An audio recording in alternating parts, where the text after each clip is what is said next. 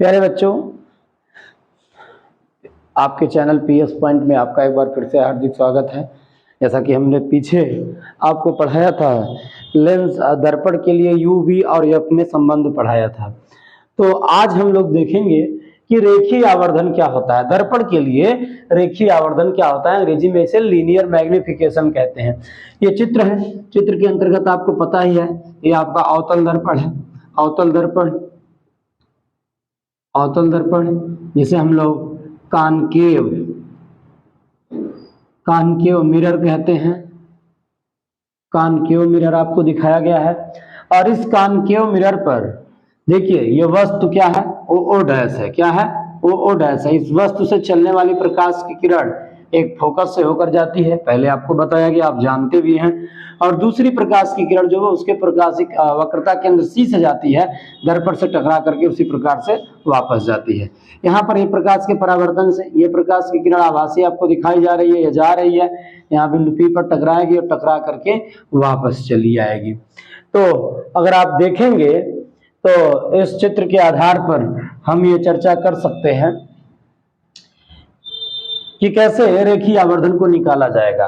वैसे देखिए ये रेखीय आवर्धन के लिए ये वस्तु की लंबाई दिया गया है, y1 है। जो मुख्य अक्ष के ऊपर की लंबाइयां नापी जाती हैं वो धनात्मक होती हैं, और ये प्रतिबिंब की लंबाई आपको y2, इधर -y2 नीचे दिखा गया है।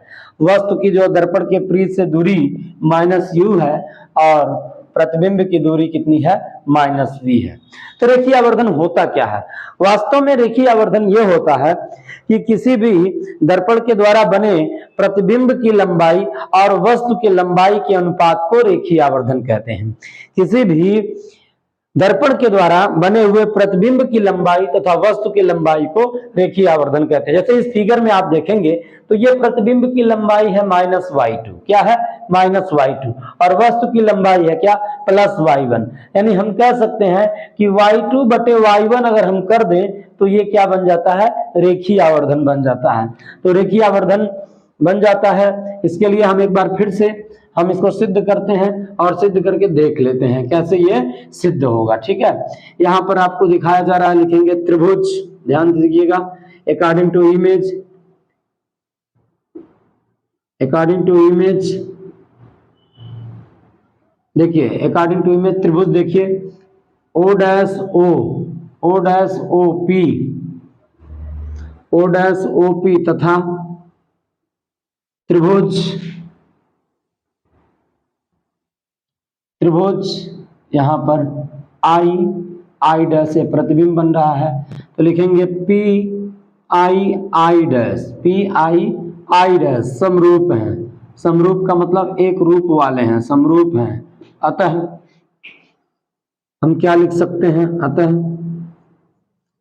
पहले वाले त्रिभुज में हम लिखेंगे इसका लंब ओ डैश बटे इसका आधार आपका ओपी हो जाएगा, और इसका लंब क्या होगा, आई डैश और बटे इसका आधार आई पी हो जाएगा। तो यहां से हम एक काम कर सकते हैं, ओ डैश को ऊपर रहने दें, आई को नीचे भेज दें, आई डैश इधर से ओपी चला जाएगा और इधर से आई पी हो जाएगा। अच्छा, अब आपका ओ डैश जो होता है, ओ डैश जो होता है उसका नाम क्या है,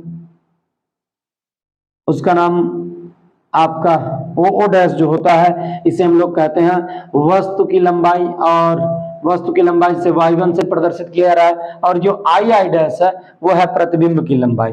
तो इस समीकरण को हम एक बार पलट दे या फिर ऐसे कर देते हैं, इसको इस प्रकार से ना करके हम ऐसे कर देते हैं कि यहाँ पर क्या हो जाए, आई डैश को इसी साइड में रहने दीजिए, ओ डैश को नीचे भेज दीजिए, तो इधर से चला जाएगा आई पी बटे ओ पी, या इसको ऐसे लिख सकते हैं आई डैश बटे ओ डैश बराबर आई पी बटे ओ पी। ठीक है, तो अब देखिए इसको क्या हम कर सकते हैं। अब देखिए आई डैश का मान क्या है, -y2 है, और इसका मान क्या है, +y1 है। क्या है, y1 है। आई पी का मान क्या है, आई पी का मान है आपका नीचे ये -v है, और OP का मान क्या है, -u है। इस प्रकार से ये माइनस माइनस कट जाएगा, या हम लिख सकते हैं y2 बटे y1 बराबर माइनस वी बटे यू, इसको उधर कर देंगे। तो ये आपकी हो गई प्रतिबिंब की लंबाई और ये हो गई आपकी वस्तु की लंबाई। इसी को रेखीय आवर्धन कहते हैं, या हम ऐसे लिख सकते हैं m बराबर माइनस वाई टू बटे कितना y1, या फिर माइनस वी बाई कितना लिख सकते हैं u लिख सकते हैं। इस प्रकार से ये आपका रेखीय आवर्धन का सूत्र होता है। तो एक बार फिर से आप लोग देख लीजिए, ये जो त्रिभुज है ओ डैश ओ पी और यहाँ पर I P I I dash, ये त्रिभुज आपका समरूप है। तो इस त्रिभुज का लंब बटे इस त्रिभुज का आधार, इस त्रिभुज का लंब बटे इस त्रिभुज का आधार हम लिख लेंगे। तो इसका लंब ओ डैश है, उसका लंब क्या आधार क्या ओपी है, इसका आई आई डैश लंब है, इसका आधार आई पी है। हम आई आई डैश को यहीं पर रहने देते हैं, ओ डैश को यहाँ पर नीचे भेजेंगे तो आई पी ऊपर आ जाएगा, या हम इसको पहले लिख लेते हैं फिर इसको बाद में आई पी बटे ओ पी। अब आप जानते हैं कि आई आई डैश प्रतिबिंब की लंबाई है, इसको माइनस वाई टू से, और वस्तु की लंबाई जो है वो क्या है ओ डैश वाई वन से हो जाएगा। अच्छा, ये वाली दूरी आई पी की माइनस वी होगी, मुख्य अक्ष के इधर की दूरियां ऋणात्मक होती हैं, और वस्तु की दूरी क्या होगी u होगी, माइनस माइनस कट जाएगा, यानी y2 बटे y1, ये माइनस v बाई u के हो जाएगा। यह रेखीय आवर्धन यम, यानी यह हो गई प्रतिबिंब की लंबाई और ये हो गई वस्तु की लंबाई। प्रतिबिंब की लंबाई और वस्तु की लंबाई के अनुपात को रेखीय आवर्धन कहते हैं, इसे यम से प्रदर्शित करते हैं। इसको लिख सकते हैं माइनस y2 बटे y1, या फिर लिख सकते हैं माइनस v बाई u लिख सकते हैं। यही आपके रेखीय आवर्धन का दर्पण के लिए सूत्र होता है, चाहे ये अवतल दर्पण हो चाहे ये उत्तल दर्पण हो, दोनों के लिए सेम फार्मूला आता है। अगर आपको हमारा आज का वीडियो पसंद आया तो आप हमारे चैनल को लाइक करिएगा, सब्सक्राइब करिएगा और शेयर करिएगा। बहुत बहुत धन्यवाद।